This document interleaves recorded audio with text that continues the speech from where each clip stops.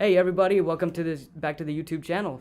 This is a YouTube podcast, and obviously we have some special guests on this channel. And today is actually somebody I'm really excited to announce because Jason Geiman is actually what I consider to be a pro in the pressure washing industry. He makes it look so easy, but also he has so many tips and tricks to start a pressure washing business on YouTube, and he's basically offering it all for free. And like, it's how to start an entire pressure washing business from start to finish, with all the investment needed, the equipment needed, and all that stuff. So he has all that available on his channel. It's a great honor for me to actually have him on this series, and I'd like to let you introduce yourself and tell us who you are and your channel and a little bit about your background. Awesome. Thank you. So my name is Jason Geiman. Obviously, I had started previously a pressure washing business in the Cincinnati area. I grew that business to over $1 million, and we did pressure washing and Christmas lights at the time. And I actually sold that business, and that's what started me into the business of helping others start and grow businesses, helping and starting grow businesses from the ground up. You know, I have some awesome success stories that, especially last year with the whole COVID, making $80,000 to $100,000 their very first year starting up in pressure washing business. And so that is my goal, is to help people be successful, help people to start and grow and get to the next level. And how I did that is, obviously I do it through my YouTube channel. I have a community of myself and stuff like that. It's called pressurewashhealth.com or kingofpressurewashing.com. Either which way, you can find out more about it. But on the other hand, if you want to go check out my YouTube channel, it's pressurewashhealth.com/YouTube, and that will take you to my YouTube channel. And there I teach a lot about not just pressure washing and how to pressure wash, but I teach a lot about marketing and how to get business and how to get to the next level. Because, like I always say, is it's one thing, I can teach anybody to pressure wash. I've taught many 18, 19-year-olds. I've had them as employees, and that's the easy part. The hard part is the marketing part. And that is what I love to talk about. That's what I love to do. Not a lot of people like to talk about it, but that's where I know if you want to grow your business, that is something that you definitely have to do. For sure, it's a one fundamental aspect of the business, and I have seen a lot of other YouTube channels that talk about pressure washing. You actually go into a little bit more than marketing. You talk about like the business side of it, like dealing with customers and all that stuff. So it's like the back end scenes, not just the pressure washing and the equipment, but it's everything that goes along with running a business. And you said you have experience running a business, and then you ended up selling it. So when you were running the business and you were growing your revenue, what actions did you take year over year to influence your revenue to make it grow and be successful? Well, some of the things that we got to learn is first thing, that probably you are not your customer. And we got to find out who are our customers. Who is going to pay, $300, $400, $500 to have their house washed? Who is going to pay $2,000 to have Christmas lights? So figuring out who is your customer and figuring out that you or myself is not the customer. And that is probably one of the hardest things for new guys to do, for me to do, and that kind of thing. And the next thing is when we're talking about that is the pricing aspect. A lot of times we think that we go down that wheel of, well, I would never pay that, but you are not your customer. We got to find that pricing point that, yes, we're probably not going to want to be the highest, but obviously we want to be toward the highest. We don't want to definitely be on the low side, because people think, well, if I get, so many jobs and I can do 10 jobs a day. Well, in the pressure washing world, you're not going to do 10 jobs a day. You're probably going to do 3 or 4 jobs a day, get your average ticket up to $1,500, $2,000 a day. And then at that point, then we can start growing and scaling. And so when we tried to start getting to that point of getting it to the next level, once we started learning what our numbers was, then we knew what we need to spend in marketing. Hey, if we put out so many signs, it's going to bring us this much money. If we put this much money in AdWords, it's going to bring us back this much money. So once we figure out those numbers, then it's on of, all right, once we found that lever of pulling, that it pulls this much money, now we're just going to mark it down and really hammer down of what we're going to do to get to the next level of making sure that we're spending enough money in marketing. Because that's, even in the pressure washing world, a lot of people will go out and spend $15, $20, $25,000 for equipment. And then when I ask them about how much money they're spending in marketing, it's like $500. And it's like, you're never going to grow at that point. For sure. We have the same experience. We have some different equipments. I mean, we had obviously got to print our signs and stuff, but then there's a lot of it has to do with marketing. And at the end of the day, part of the reason we're having this YouTube channel and YouTube series is for that marketing aspect, is to provide value to customers in a different way. But that when it comes to marketing, like, we experienced the same thing. We had to start testing it out, see what works. And then once we found what works, we double down on it and even triple down on it and start pouring marketing dollars into that. So it sounds like you're recommending the same thing, right? Absolutely. And, and testing is very important. Testing of making sure of, what are you testing? What is working, and like right now, I'm actually having some guys that I've actually had, and you may already have some of this research, but, kind of going down the road of what sign works better. Does red work better? Does blue work better? Does pressure washing work better? Does house washing work better? What works better? And I know some of it's going to be per market, but even then, what works better? And figuring out those, that side of what's working better, so that way we can grow our business and get it to the next level. Mm-hmm. Yeah, when it comes down to the color, I think it could be something as simple as one color. Man, just save the most money that you could possibly get on the signs.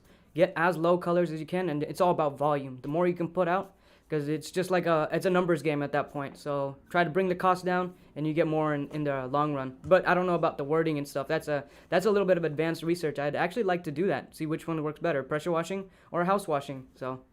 And that's what we're doing right now. And even signs, that's how I actually started my business, was through signs. And in my very first year in 2012, I actually did about $35,000 off of signs. So signs is still a method that worked back then, and it's still a method that works today. And, I actually have my private Facebook group, and one of the guys is in there. He's like, I've been up since 7, it's 9 o'clock. And I've been trying to put out signs, and I just can't get out there to put them signs up. My anxiety is out the roof. I'm like, you know what? I remember that. I still have some of those butterflies jumping in there saying, is the cop going to pull me over or something? And, and you're all scared and you're all like jittery. And it's another guy said it the other day, and I'm like, I remember those feelings, those feelings are real. But you also got to remember that sign could be a $2,000, $3,000, and that's what's feeding your family, and that is what is important. Not the what ifs, but the what if of, this could be a $3,000 job, this could be a $300 job, this could be, and we never know what sign could be that one $5,000 job of apartment complex, stuff like that coming in off that one sign. Yeah, for sure. And you're talking about it now, but I've also seen many of your YouTube videos. You praise signs, and first of all, I appreciate you referring us to you refer us to your viewers. But like, it's awesome. You're not the only one that says it. We have a lot of other people that we hear all the time.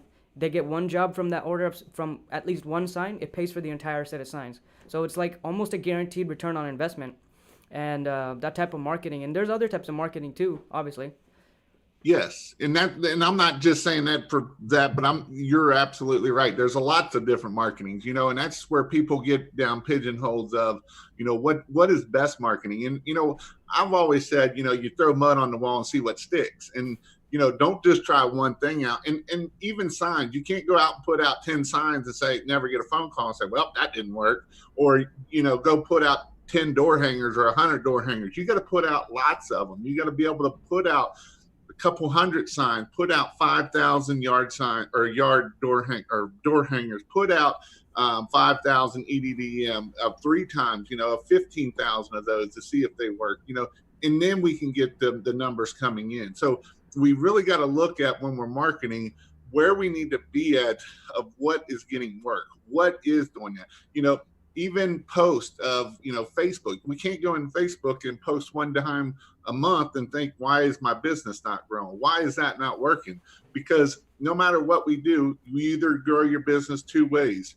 One way is time, and that's taking the time figuring it out, doing the Facebook post, or you open your wallet and buying signs, paying somebody else to do marketing for you. And so it's very important to make sure that you are growing your business so that way it can grow. And that goes back down to pricing. A lot of times we don't price right. We're going at what we think we should be getting, not what we should. Mm-hmm. Because what happens is when we're pricing, it's about getting the next job and getting the next job. And what I mean by that is we don't put money in there maybe for marketing to be able to get that next job and the next job and keep us busy and keep us in business.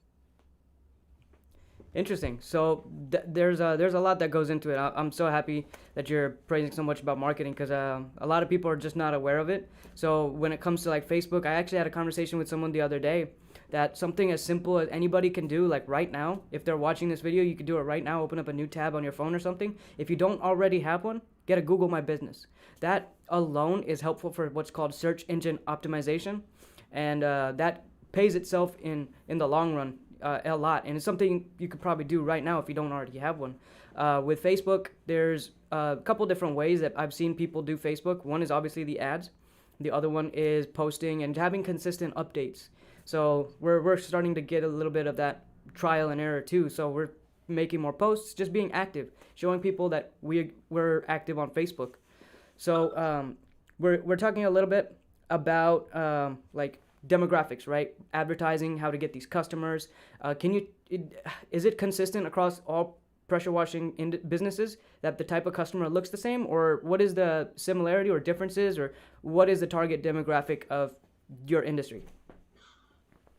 Well, obviously they don't all look together because then we would be we would be in a different situation. But they do, we are looking at demographics of, kind of where do they live at? Are they a homeowner? Are they, they are, if they're not a homeowner, they're probably not my customer. Do they live in, I always say, one way of marketing and going on YouTube or Facebook and kind of showing it is do a free house wash. And that way you can get your pictures for your Google My Business, because Google My Business is a huge thing. And I don't want to go get the little shanty shack that's fallen over and get that as a picture, because that's not really my customer. I want that $300,000, $400,000, $500,000 house. So that's my customer. So that way, when I'm putting those pictures up on Facebook, I'm putting those pictures up on my Google My Business. They're looking at that and they look at that house and think, that house looks like my house and I want them to clean it. So that's why I don't want to go do a free trailer or a free, a crap, $100,000 house. I want to get into depending on your market, a $300,000 house here in Cincinnati is different than a $300,000 in California, because California can't even buy a house for $300,000. So, that's kind of you got to look at where that price point of your customer is at that point. So it's like developing and finding out what is right for each individual business, because someone might specialize in the big ones, or someone might specialize in the small ones, because we're in Houston and real estate's so cheap. We got $300,000 on the high end. Well, not really all the way high end, but $100,000, $200,000 and all that stuff. And there's like so many people. I'm sure a lot of your viewers are in Houston. So there's a lot of different types of houses and a lot of different types of demographics, different neighborhoods, different income levels, different ethnicity, and like different ratio of the type of demographics there are. So it's interesting because you're basically saying, if I'm understanding correctly, find out which one that is most suited for your business. And if you're trying to target the $300,000 ones, $400,000 ones, then use that as a free one. Get all your pictures before and afters, and then that's like your basic marketing material. And you could probably use those pictures on all the marketing, right? Door hangers, Absolutely. EDDM, all that stuff.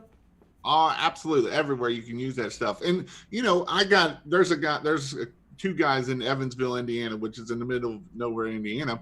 And there's one guy that goes after the high-end clients, and that's all he does. And there's another guy, just like you said, that goes after the kind of the $150, the $200 house washes, and his average ticket is probably around the $200 to $300, where this guy's average ticket's around the $500,000 to $600,000 or $500 to $600. So, there's absolutely different spectrums of where we want to be at in our business, and even niching down into certain niches of maybe you like doing deck cleaning and sealing and and that's where you really niche down and you become an expert at it in your area. So when that happens, you will be able to grow. You will be the expert in your area. Or maybe you focus on roof cleaning and all you do is roof cleaning, or house washing, or maybe you don't like climbing on roofs, so all you want to do is roof or house washing. So finding your niche and being the best at it can have a lot of advantages of helping you be successful and grow your business.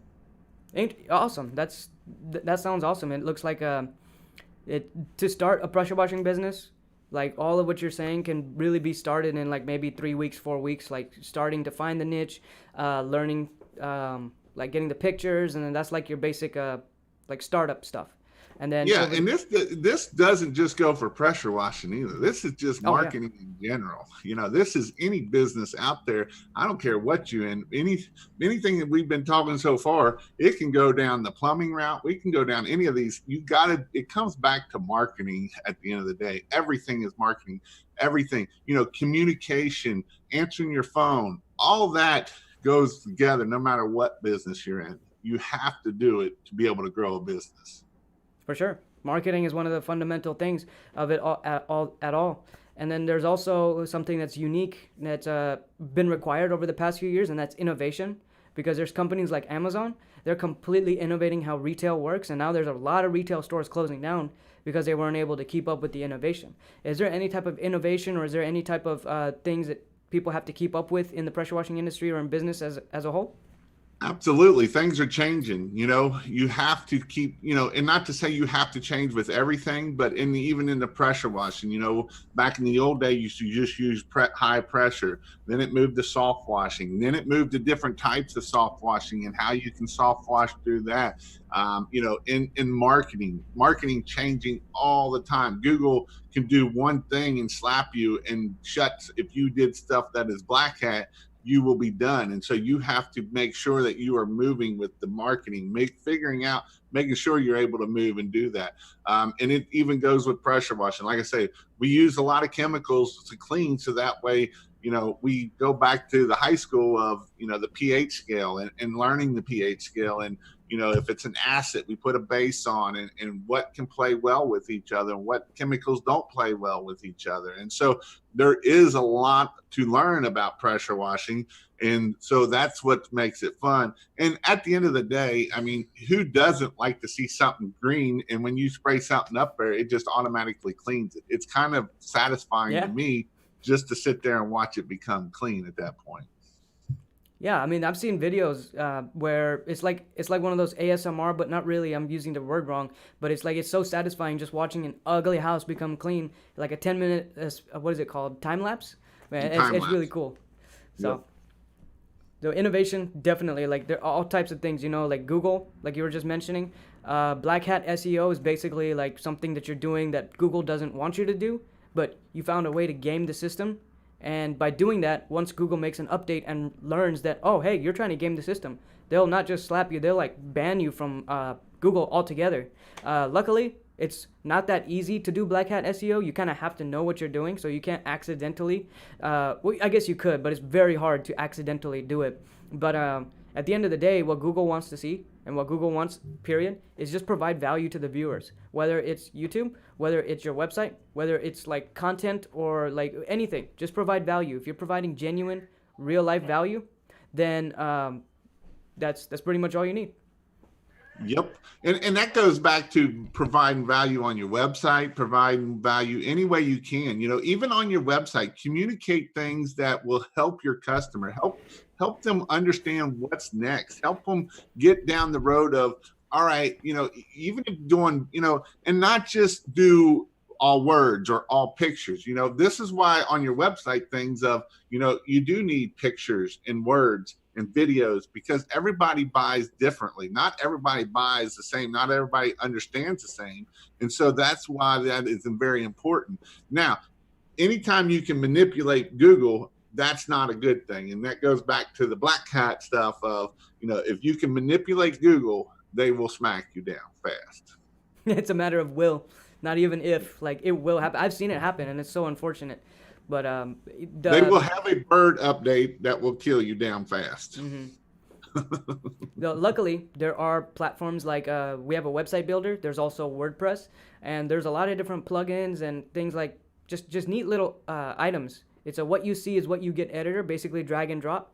It's so easy nowadays. You don't have to know code to really build a website. You kind of just have to have a little bit of time to invest and kind of understand how the back end stuff works. But it's nothing compared to what you need to learn pressure washing or in your actual industry. It's just you should know how to what a H1 tag is, which is a header tag. You should know what content is, how many words to put on there, and maybe one or two pictures. And you've probably seen a bunch of other websites already that can give you a frame of reference. So it's and again, you know, like I always say too, your website doesn't have to be the prettiest website. It don't have to be a $10,000 pretty website, because I've seen a lot of websites that are pretty, but they're not converting websites.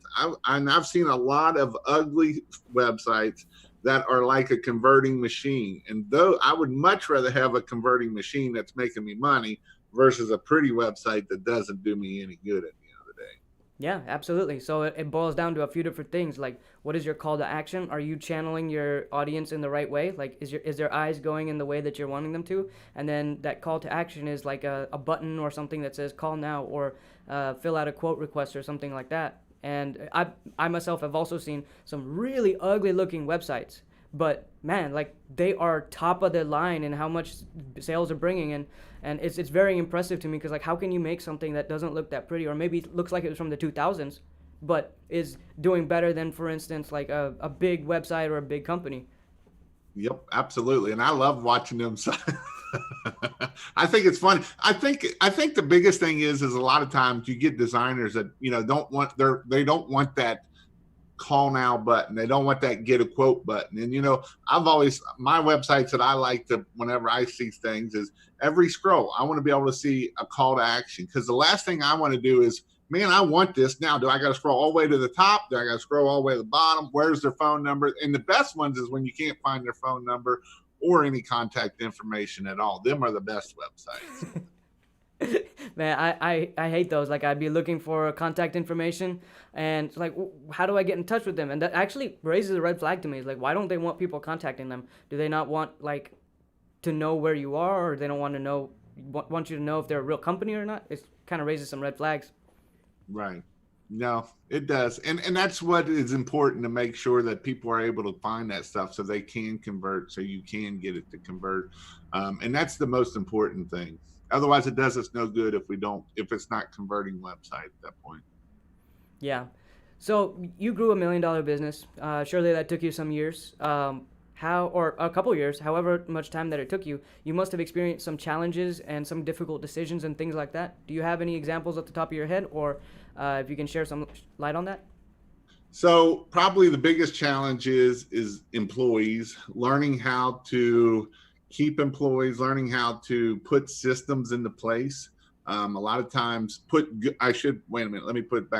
good systems into place, because everything's a system, whether it's a good or bad system. And so, you know, making sure that you have check sheets, making sure you have ways to make sure that you're taking pictures and they're doing everything they need to, so that they can be successful, and that we can make sure that we're being successful, and giving our employees in all the tools that they need so that they can be successful. And the biggest challenge is employees, you know, getting people to show up. Not everybody shows up for money. You can pay, we paid anywhere from $15 to $30 an hour. The $30 an hour don't make them want to get there any more than the $15 an hour. And so, you know, being that person of helping them understand that you are, it comes back to human nature. Take care of your employees. Give them a boy. A boy goes so much farther than any pay probably would help. You know, especially the millennials of this year, of the thing of, you know, they love great job, stuff like that goes so far. Give them challenges, give them ways to compete against each other. That can help you grow a business faster than anything, and then at the end of the day, make them part of your business. Let them know, you know, they might think you're making $400 and think you just got all this money going, you know, you just got all this money coming in, so you got to be rich. And it's like, lot of people don't understand that, you're driving a $50,000 truck with all the equipment in it, and this building here cost us, $3,000 a month, and all the cost that comes in. So then that way they kind of understand a little bit of, Jason ain't making all this money of this huge dollar amounts. It is going back out, and that's what you're able to do to grow a business. For sure. I 100% agree with you. Like, employees is probably one of our biggest challenges too, because there's a lot of different people out there, a lot of different personalities out there, and they all behave and act a little bit differently. And maybe there's some, and yeah, you're right, systems. It's all about systems, because if we created a system that no matter who the person is, we can get them to succeed, then we know we did a good job at making the system. If there's a lot of instances where, like, our system, there are some ways that it's not so advanced. It's kind of, I guess, old school. There's a lot of manual entry stuff in various aspects. And when something goes wrong, we shouldn't blame the person. We should blame the system, because Right. we can always find ways to improve the system. And we do to this day. There are ways that we can improve the system. Now, the challenge is, how do we get people to start thinking of it that way? How do we empower them to help us make those decisions? Because there are times when people are experiencing problems, and then they just keep letting it experience without saying anything and not offering any solution. So the problem just compounds itself, and then one day we'll get an upset customer over something that we could have, if we empowered our employees to help us find a solution and incentivize them, then maybe they would have had a more vested interest in creating some type of solution for it, because they knew that it was a problem. Yep. And, the biggest thing too, I've learned too over the years is keep educating yourself. Don't think that you know everything, keep moving forward, read books. Like you were talking about, taking ownership of what the system is wrong. And there's a great book. It's called Extreme Ownership. It's a great book by Jocko. And he talks about, you are the problem. Even if your employee screws up, it's your fault it got screwed up.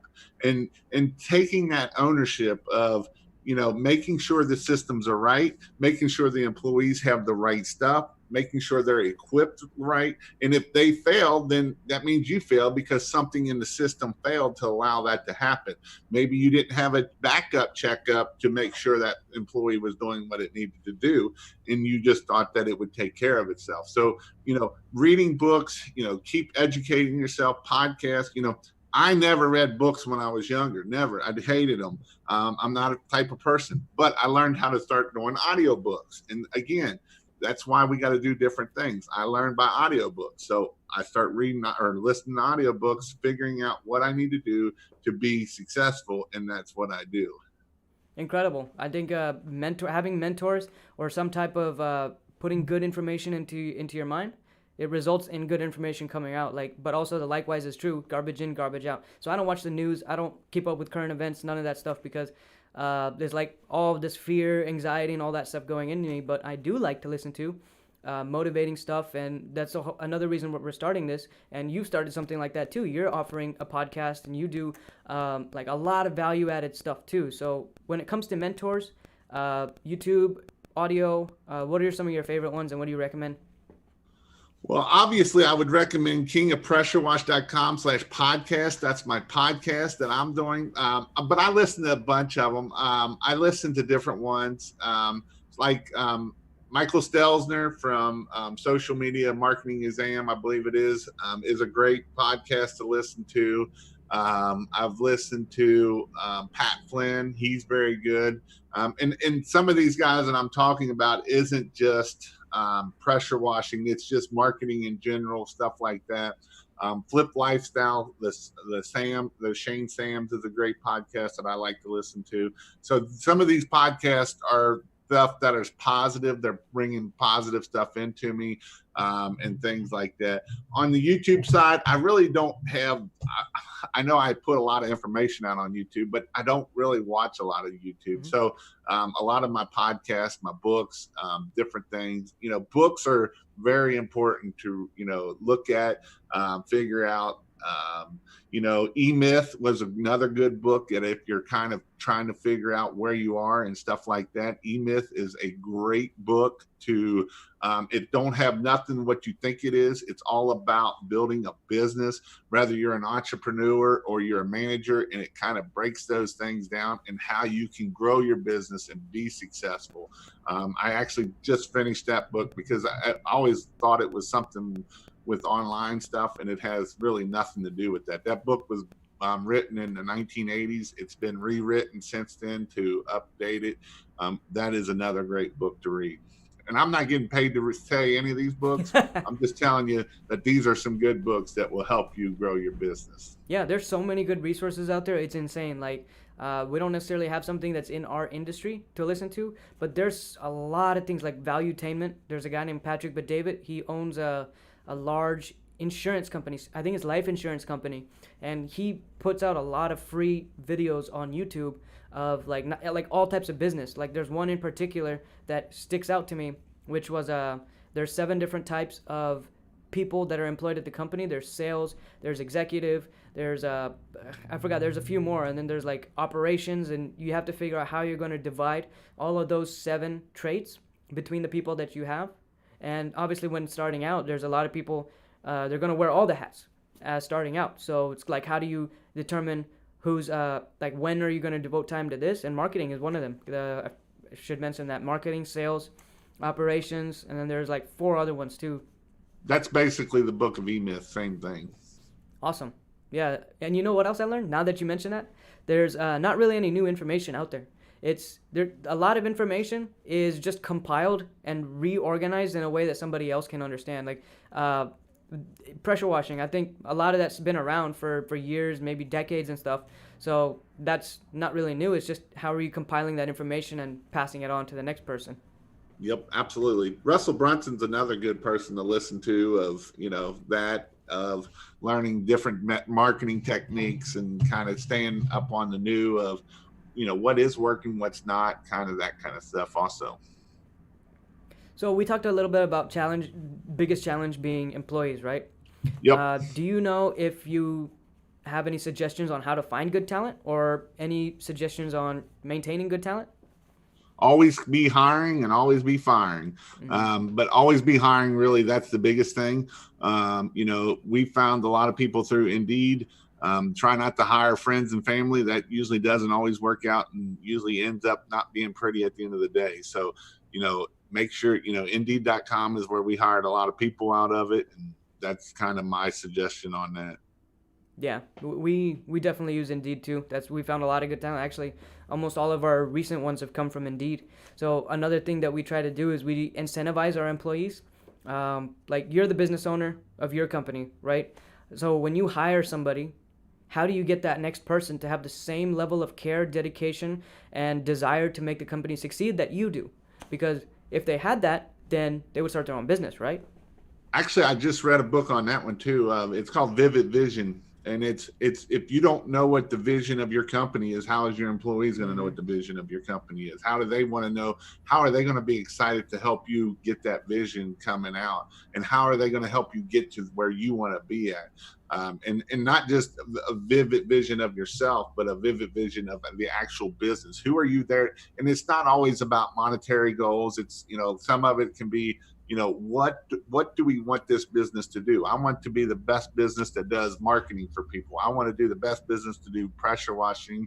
And, what are my goals 3 years down the road of what my vision is of my company? For sure. Got to get them on the same page. We got to get all of our people on board with the same vision, because at the end of the day, if there's no vision, what are they following? What are they here to do? What is their motivation? Or are they just here to make another person rich? In their mind, that's what a lot of people think. It's like, I'm here to make somebody else rich. But it's really not about that. It's about building a business, employing more people, offering value to society, because without pressure washing, people won't have clean houses. Without marketing, people won't be able to build their business. So it's all about like shifting how people think, and a lot of that has to do with our culture in-house and like how we communicate our vision to the team.